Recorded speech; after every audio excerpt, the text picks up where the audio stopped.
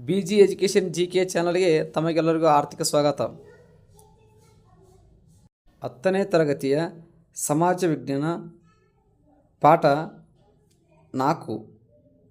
ಇಲ್ಲಿ ಮೈಸೂರಿನ ಒಡೆಯರು ಹಾಗೂ ಕರ್ನಾಟಕದಲ್ಲಿ ಬ್ರಿಟಿಷ್ ಆಳ್ವಿಕೆಗೆ ಪ್ರತಿರೋಧಗಳು ಅಂತಕ್ಕಂಥ ಪಾಠ ಇದೆ. ಈ ಪಾಠ ಆಲ್ರೆಡಿ ನಾವು 2 ಭಾಗವನ್ನು ನೋಡಿದ್ದೀವಿ. ಈಗ 3ನೇ ಭಾಗ, ಈಗ ಕೊನೆಯ ಭಾಗ ನೋಡೋಣ. ಇದರಲ್ಲಿ ಯಾವ ರೀತಿಯಾಗಿ ಪ್ರಶ್ನೆಗಳು ಕೇಳಲಾಗಿದೆ ಅಂತ. ಮೊದಲನೇ ಪ್ರಶ್ನೆ ಹೀಗಿದೆ: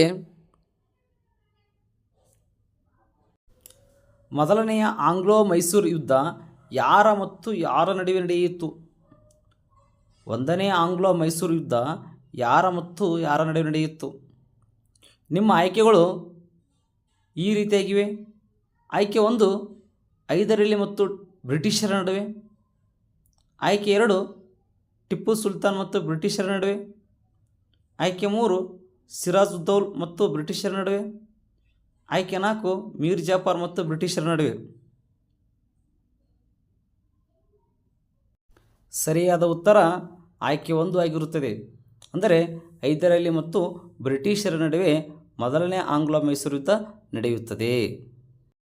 ಮೊದಲ ಆಂಗ್ಲ ಮೈಸೂರು ಯುದ್ಧವು ಕ್ರಿಸ್ತಶಕ 1767ರಲ್ಲಿ ಪ್ರಾರಂಭವಾಗಿ ಅದು 1769ರಲ್ಲಿ ಅಂತ್ಯಗೊಳ್ಳುತ್ತದೆ. ಇದರಲ್ಲಿ ಹೈದರಾಲಿ ಮತ್ತು ಬ್ರಿಟಿಷರ ನಡುವೆ ಈ ಯುದ್ಧ ನಡೆಯುತ್ತದೆ. ಈ ಯುದ್ಧದಲ್ಲಿ ಹೈದರಾಲಿಯು ಜಯಭೇರಿ ಗಳಿಸುತ್ತಾನೆ. ಎರಡನೇ ಪ್ರಶ್ನೆ ಹೀಗಿದೆ: ಎರಡನೇ ಆಂಗ್ಲೋ ಮೈಸೂರು ಯುದ್ಧ ಯಾವ ಒಪ್ಪಂದದೊಂದಿಗೆ ಕೊನೆಗೊಂಡಿತ್ತು? ಎರಡನೇ ಆಂಗ್ಲೋ ಮೈಸೂರು ಯುದ್ಧ ಯಾವ ಒಪ್ಪಂದದೊಂದಿಗೆ ಕೊನೆಗೊಂಡಿತ್ತು? ನಿಮ್ಮ ಆಯ್ಕೆಗಳು ಈ ರೀತಿಯಾಗಿವೆ. ಆಯ್ಕೆ 1 ಮದ್ರಾಸ್ ಒಪ್ಪಂದ. ಆಯ್ಕೆ 2 ಶ್ರೀರಂಗಪಟ್ಟಣ ಒಪ್ಪಂದ. ಆಯ್ಕೆ 3 ಮಂಗಳೂರು ಒಪ್ಪಂದ. ಆಯ್ಕೆ 4 ಪಾಂಡಿಚೇರಿ ಒಪ್ಪಂದ. ಸರಿಯಾದ ಉತ್ತರ ಬೇಗ ಕಮೆಂಟ್ ಮಾಡಿ ನೋಡೋಣ ಯಾವುದಿದೆ ಅಂತ. ಸರಿಯಾದ ಉತ್ತರ ಆಯ್ಕೆ 3 ಮಂಗಳೂರು ಒಪ್ಪಂದ. ಎರಡನೇ ಆಂಗ್ಲೋ ಮೈಸೂರು ಯುದ್ಧವು ಕ್ರಿಸ್ತಶಕ 1780ರಲ್ಲಿ ಆರಂಭವಾಗಿ ಕ್ರಿಸ್ತಶಕ 1784ರಲ್ಲಿ ಕೊನೆಗೊಳ್ಳುತ್ತದೆ. ಈ ಯುದ್ಧವು ಬ್ರಿಟಿಷರು ಮತ್ತು ಹೈದರಾಲಿಯ ನಡುವೆ ಮೊದಲು ನಡೆಯುತ್ತದೆ. ನಂತರ ಈ ಹೈದರಾಲಿಯು 1782ರಲ್ಲಿ ಅನಾರೋಗ್ಯದಿಂದ ಮೃತನಾದಾಗ ಆತನ ಮಗನಾದಂಥ ಟಿಪ್ಪು ಸುಲ್ತಾನನು ಈ ಯುದ್ಧವನ್ನು ಮುನ್ನಡೆಸುತ್ತಾನೆ. ಹಾಗೆಯೇ ಕೊನೆಗೆ 1784ರಲ್ಲಿ ಮಂಗಳೂರು ಒಪ್ಪಂದದೊಂದಿಗೆ ಈ ಯುದ್ಧವು ಕೊನೆಗೊಳ್ಳುತ್ತದೆ. ಪ್ರಶ್ನೆ ಸಂಖ್ಯೆ 3: ಕಿತ್ತೂರು ರಾಣಿ ಚೆನ್ನಮ್ಮನವರು ದತ್ತು ಪಡೆದ ಹುಡುಗನ ಹೆಸರೇನು? ಕಿತ್ತೂರು ರಾಣಿ ಚೆನ್ನಮ್ಮನವರು ಒಂದು ಮಗುವನ್ನು ದತ್ತು ಪಡೆದುಕೊಂಡಿರುತ್ತಾರೆ. ಆ ಮಗುವಿನ ಹೆಸರೇನು ಅಂತಕ್ಕಂಥ ಪ್ರಶ್ನೆಯಾಗಿದೆ. ಆಯ್ಕೆಗಳು ಹೀಗಿವೆ. ಆಯ್ಕೆ 1 ಸೋಮಲಿಂಗಪ್ಪ. ಆಯ್ಕೆ 2 ಭೀಮಲಿಂಗಪ್ಪ.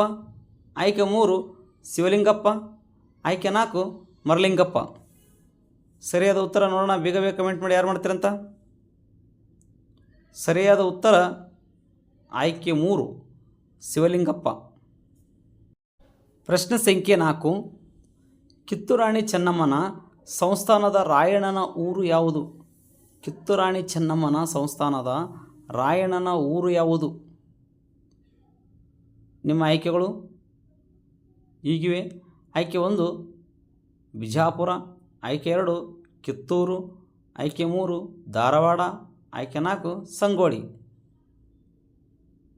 ಈ ಕಿತ್ತೂರು ರಾಣಿ ಚೆನ್ನಮ್ಮನ ಸಂಸ್ಥಾನದಲ್ಲಿರ್ತಕ್ಕಂಥ ರಾಯಣ್ಣನ ಊರು ಯಾವುದು ಅಂತ ಪ್ರಶ್ನೆ ಆಗಿದೆ. ಆಯ್ಕೆಗಳು: ಆಯ್ಕೆ 1 ಬಿಜಾಪುರ. ಆಯ್ಕೆ 2 ಕಿತ್ತೂರು. ಆಯ್ಕೆ 3 ಧಾರವಾಡ. ಆಯ್ಕೆ 4 ಸಂಗೊಳ್ಳಿ. ಸರಿಯಾದ ಉತ್ತರ ಆಯ್ಕೆ 4 ಸಂಗೊಳ್ಳಿ.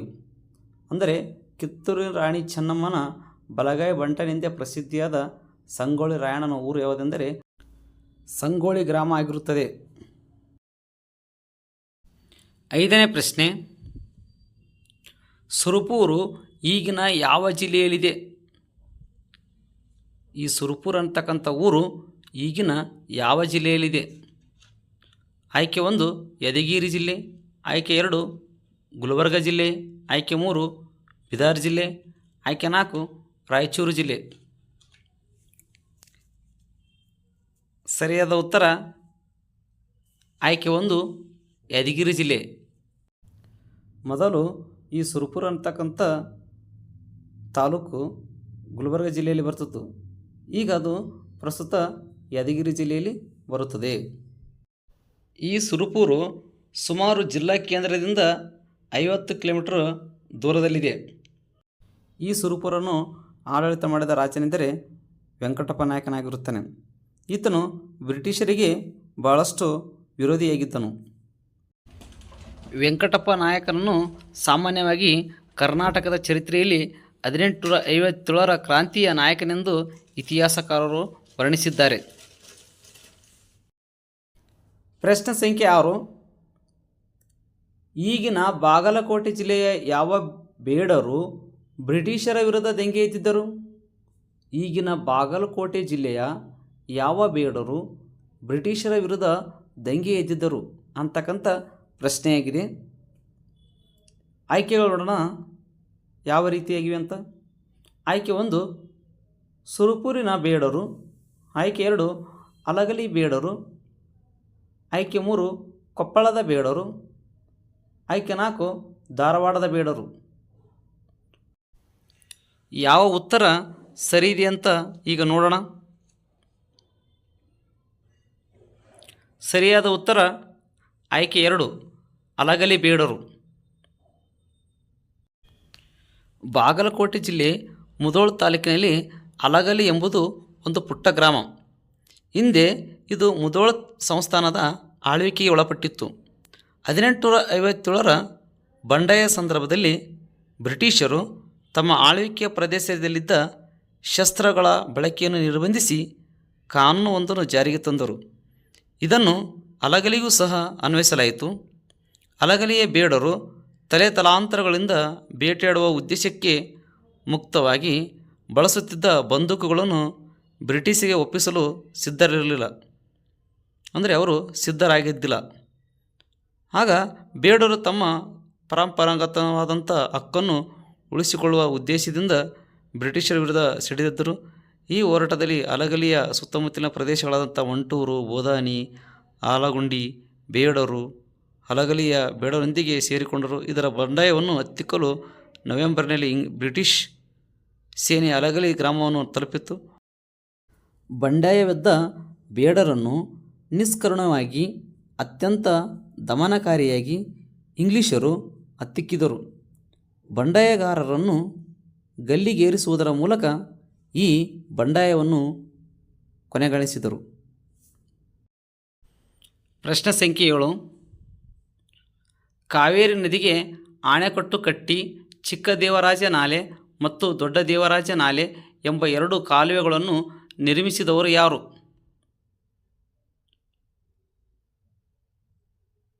ನಿಮ್ಮ ಆಯ್ಕೆಗಳು ಹೀಗಿವೆ. ಆಯ್ಕೆ 1 ನಾಲ್ವಡಿ ಕೃಷ್ಣರಾಜ ಒಡೆಯರು, ಆಯ್ಕೆ 2 ದೊಡ್ಡ ದೇವರಾಜ ಒಡೆಯರು, ಆಯ್ಕೆ 3 ಚಿಕ್ಕ ದೇವರಾಜ ಒಡೆಯರು, ಆಯ್ಕೆ 4 ಮುಮ್ಮಡಿ ಕೃಷ್ಣರಾಜ ಒಡೆಯರು.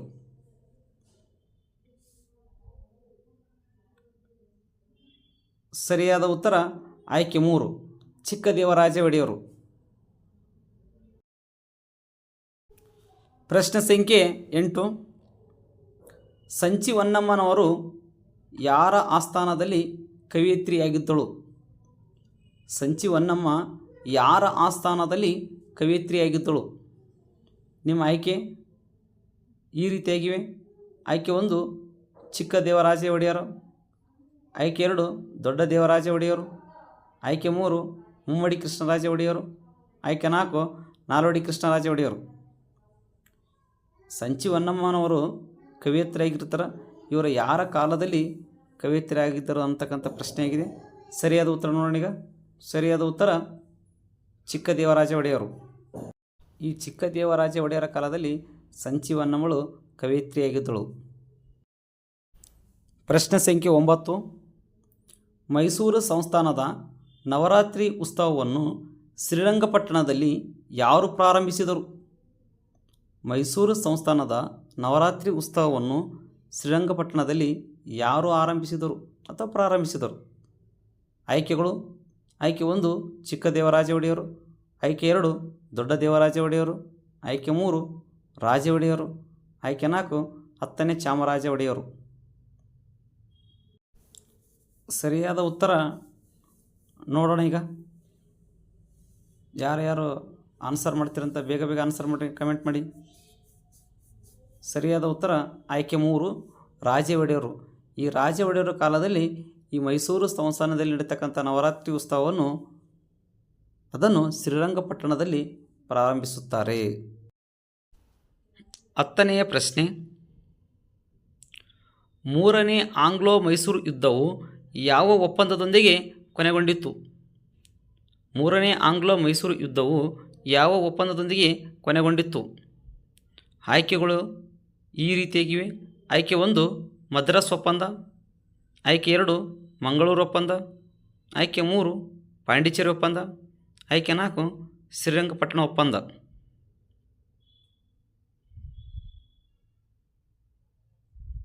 ಸರಿಯಾದ ಉತ್ತರ ಆಯ್ಕೆ 4 ಅಂದರೆ ಶ್ರೀರಂಗಪಟ್ಟಣ ಒಪ್ಪಂದ.